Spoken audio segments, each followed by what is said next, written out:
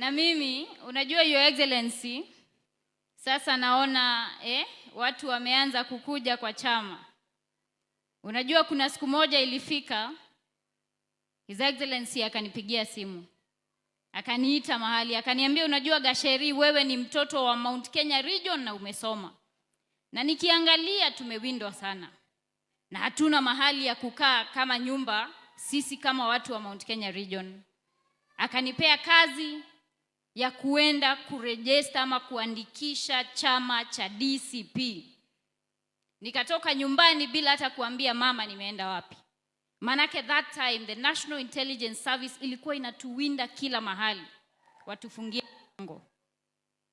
Mama akaniambia niahidi ya kwamba utarudi. Nikamwambia mama nitarudi na kuahidi nitarudi. Nikatoka nikaenda nikafanya hiyo kazi. I wrote the party constitution. I know where there is a comma, there's a full stop, because we needed a place for our people to have refuge. Na mimi nawaomba watu wa Mount Kenya, watu wa hapa Gatundu. Unaona kina Kagombe sasa wamekuja. Unajua Kagombe kuna committee na mimi ni member, kwa hivyo ukinipata pale naanza kukamua simba ukinipata pale. Maswali nauliza, ili tujue hata huyu mtoto prodigal sana ambaye amerudi tutamfanya vipi, na tutamuuliza maswali ajibu, tusikie kama tumeridhika ama hatujaridhika. Na nyinyi ndio mtafanya maamuzi kwenye uchaguzi. Tuchagulieni viongozi ambao wanaweza kuaminika na kusimama na Wanjiko wakati anamhitaji. Na ngerekereria juge. Tumeona kule Homa Bay. Linda Mwananchi wameenda pale, kina Babu Owino, kina Sifuna na wengineo. Tumeona wamesingiziwa vita, watu wamepigwa, wengine wako hospitalini, wengine wamekufa.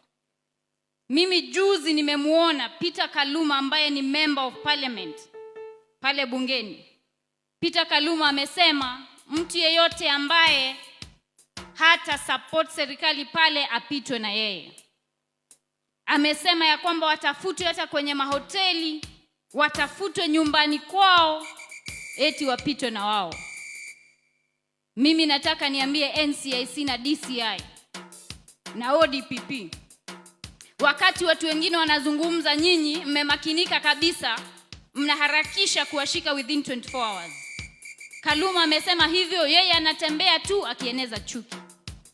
Niambie chair wa NCIC, wewe ni bishop, fanya kazi ambayo unastahili kufanya. Hata huyo Peter Kaluma sasa hivi anafaa kuwa ametafutwa na DCI, akamatwe, apelekwe kotini, ajibu mashtaka.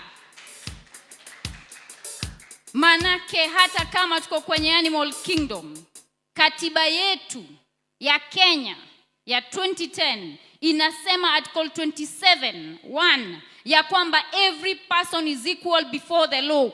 Kwa hivyo hata huyo Peter Kaluma sasa hivi DCI Amin, wewe unamakinika kushika kinakagusha na wengineo.